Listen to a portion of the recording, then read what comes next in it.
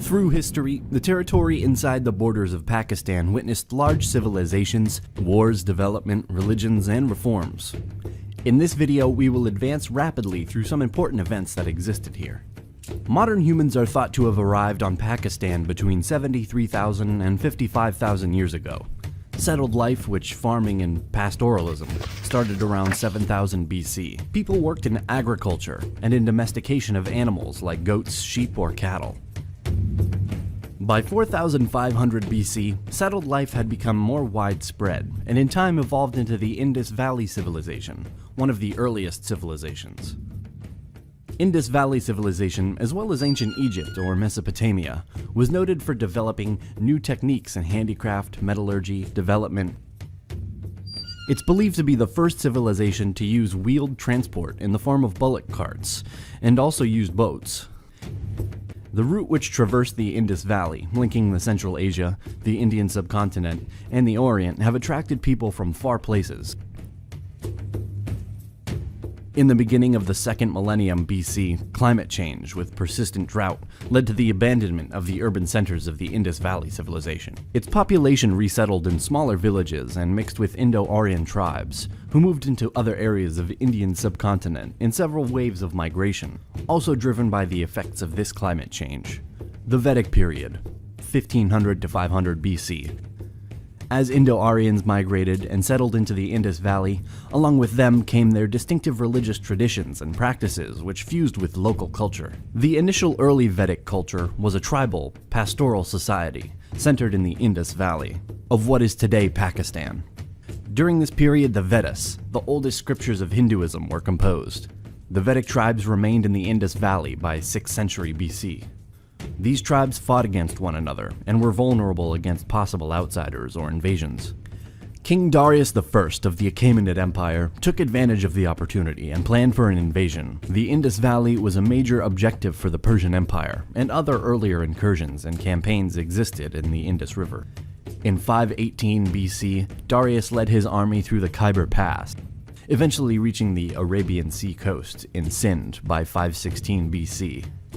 Under Persian rule, a system of centralized administration with a bureaucratic system was introduced into the Indus Valley for the first time. Provinces or satrapy were established with provincial capitals. Also, there is no archaeological evidence of Achaemenid control over these regions, as not a single archaeological site that can be positively identified with the Achaemenid Empire has been found anywhere in Pakistan. We know about the easternmost satraps, and the borderlands of the Achaemenid Empire is set in Darius inscriptions and from Greek sources. In 328 BC, Alexander the Great, at that time king of Macedonia, king of Persia, and pharaoh of Egypt, had conquered much of the former satraps in the Achaemenid Empire up to Bactria. When Alexander died in 323 BCE, he left behind an expansive empire stretching from Greece to the Indus River. The empire was put under the authority of Perdiccas, and the territories were divided among Alexander's generals. Due to the internal conflicts of Alexander's generals, Chandragupta and his Brahmin counselor Chanakya saw an opportunity to expand the Mauryan Empire from its Ganges plain heartland in Bihar towards the Indus Valley between 325 BCE to 303 BCE. Mauryan Empire incorporated today's Pakistan and far beyond in today's Afghanistan. It collapsed around 180 BC, and the Shunga Empire started to exist, but not near the Indus Valley. Here in Alexander's campaigns, many Greeks established in this part of the empire, creating communities and influencing the region with their culture. The Indo-Greek kingdom expanded beyond the Hindu Kush. Their territories covered Panjshir and Kapisa in modern Afghanistan and extended to the Punjab region, with many tributaries to the south and east. The Greek and Indian languages, culture, traditions mixed, creating a very interesting period for this land. Sakas migrated from southern Central Asia into Pakistan from the middle of the 2nd century BC to the 1st century BC. They replaced the Indo-Greeks. Indo-Parthian and Kushan empires ruled the lands here in the 1st centuries AD. By the end of the 3rd century, the Sassanid Shah Shapur I had incorporated the Indo-Iranian borderlands into the Sassanid realm. The Gupta Empire was an ancient Indian empire existing approximately from 320 to 600 and covered much of northern South Asia, including some parts of modern Pakistan, having its border with the Sassanid Empire in the Indus Valley across Indus River. This period is very important. Great accomplishments and great cultural developments took place during the reigns of important leaders. As an example, we can give the literary epics such as Mahabharata and Ramayana. This structure collapsed due to internal and external factors, like loss of territories, invasions, and instability. The Indo-Hephthalites were a nomadic confederation in Central Asia during the late Antiquity period. They were defeated by an alliance of Indian rulers. Brahmin dynasty existed in the region of Sindh between 632 and around 724. In this territory, here were many other small states in the next centuries. Another important period of this land is expansion of the Arab caliphates. A large expansion happened in the 7th century. After conquering the Middle East and the Sassanid Empire, Arab forces had reached the Indus Valley. Muhammad bin Qasim conquered most of the Indus region for the Umayyad Empire. During the time of Arab caliphates, a gradual conversion to Islam happened as the new religion spread more and more. Also, Arabic and Persian languages spread and influenced the region. Ghaznavid Empire and then Ghurid Empire ruled for centuries over the Indus Valley and beyond. By doing so, the new culture and religion was embraced by more and more people, becoming dominant in time. The Delhi Empire was a sultanate based in Delhi that stretched over large parts of India, ruling over the largest rivers here and also deep in India's territory. This sultanate was ruled by 5 dynasties: Mamluk, Khalji, Tughlaq, Sayyid, and Lodi. During and in the Delhi Sultanate, the emergence of the Hindi-Urdu language started to happen. There was a synthesis of Indian civilization and that of Islamic civilization, and the further integration of the Indian subcontinent with a growing world system and wider international networks spanning large parts of Afro-Eurasia, which had a significant impact on Indian culture and society. Mongols attacked the region between the 13th and 14th centuries. Timur invaded the Punjab region and sacked cities at the end of the 14th century.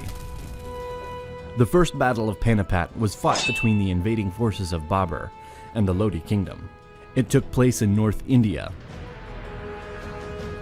and marked the beginning of the Mughal Empire and the end of the Delhi Sultanate. This was one of the earliest battles involving gunpowder, firearms, and field artillery in the Indian subcontinent, which were induced by Mughals in this battle. The early modern period started with the Mughal Empire. Mughal rule was briefly interrupted by the Sur Empire. The religion of Sikhism originated during this era in the Punjab province of Pakistan. Mughal rule was the time of economic development, prosperity, and peace for Pakistan, which remained nearly 2 centuries and also the golden age of the region.